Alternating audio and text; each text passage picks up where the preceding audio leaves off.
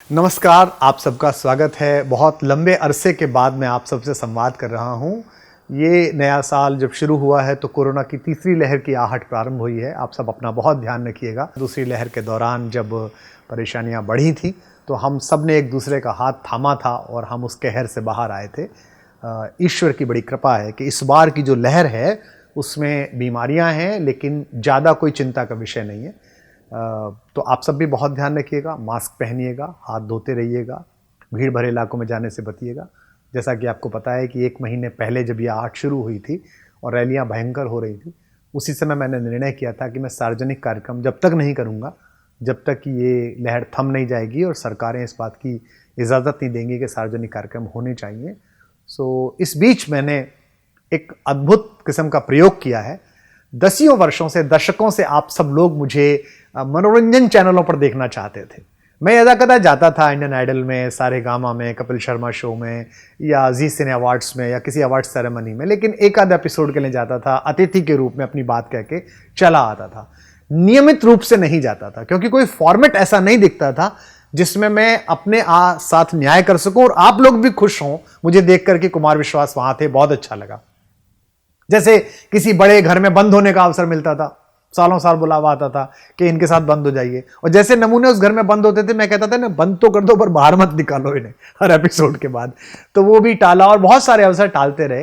लेकिन जी ने मेरे सामने एक बहुत सुंदर पटकथा रखी, पुनीत गोयनका जी ने, और उन्होंने बताया कि हम आज़ादी के 75 साल सेलिब्रेट करना चाहते हैं और हम ये चाहते हैं कि देश भर में हम एक ऐसी आवाज़ ढूंढें, कुछ ऐसे गायक ढूंढें, कुछ ऐसे लोग ढूंढें जो इस देश के आध्यात्मिक, सांस्कृतिक, धार्मिक और राष्ट्रीय गीतों को गाएं, कविताओं को गाएं, भजनों को गाएं, पदों को गाएं, रंग दे बसंती चोला के अन्य फ्लेवर्स को गाएं, कुछ ऐसे गीत गाएं जो लोगों तक पहुंचे ही नहीं है।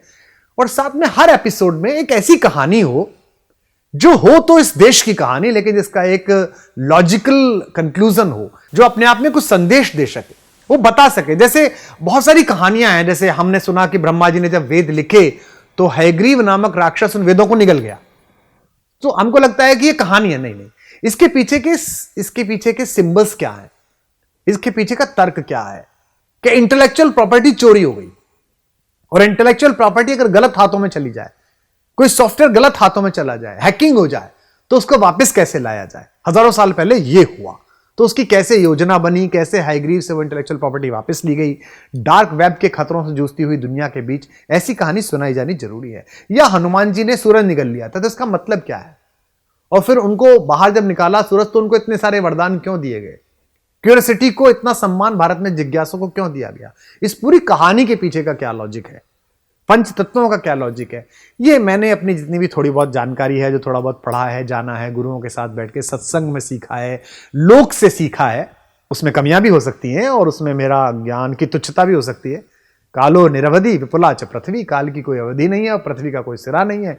तो मैं इस क्रम में एक छोटा सा समय लेकर पैदा हुआ हूं, उसमें हो सकता है मुझे उतनी बातें ना पता हूं, तो मैंने उन सबको आपको सुनाया है। हर एपिसोड में एक ज्ञान कथा है, बड़ी मनोरंजक, एनिमेशन के सहारे, जिसमें मैं सुना रहा हूं, और बाकी पूरे एपिसोड में बेहद खूबसूरत, बेहद टैलेंटेड और अंदर तक एनर्जी से भरे हुए प्रतिभा संपन्न युवक युवतियां हैं, अलग अलग जगह से।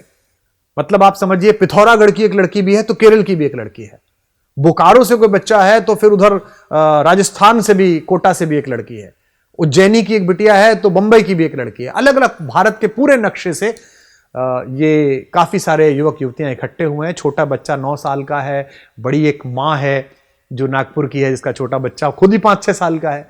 तो कॉम्बिनेशन है, इनको सुनिएगा, बहुत आनंद आएगा। मैं आपसे बस ये दावा करता हूं और ये वादा करता हूं कि जैसे इम्यूनिटी आप बढ़ा रहे हैं ना आजकल, गिलोय खाइए, अमृता का सेवन करिए, विटामिन डी लीजिए, जिंक लीजिए, सब इम्यूनिटी बढ़ेगी। किसकी? शरीर की।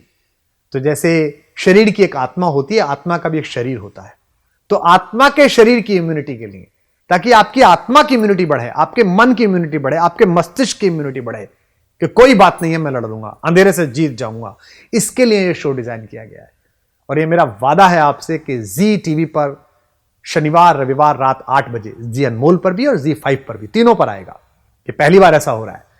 तो जी चैनल पर, जी टीवी पर रात 8 बजे से लेकर 9 बजे तक शनिवार रविवार अगर आप ये शो देखेंगे तो मैं आपसे ये वादा करता हूं कि देखने के बाद आपके पूरे परिवार की इम्यूनिटी बड़ी मिलेगी। उसकी इम्यूनिटी में इजाफा मिलेगा, वो ज्यादा पॉजिटिव मिलेगा, सकारात्मक मिलेगा। और यह भी आपसे वादा है कि इन 2 घंटों में जो आप हमें देंगे इस वीक में, एक पल ऐसा नहीं आएगा जो पूरा परिवार एक दूसरे से आंख मिलाने से बचे। सब एक दूसरे को देखकर मुस्कुराएंगे, खुश होंगे, प्रसन्न होंगे और एनर्जी से भरे होंगे। तो मैं आप सबको इनवाइट करता हूं जी टीवी, जी अनमोल और जी5 पर शनिवार रविवार 8 बजे स्वर्ण स्वर भारत देखने के लिए।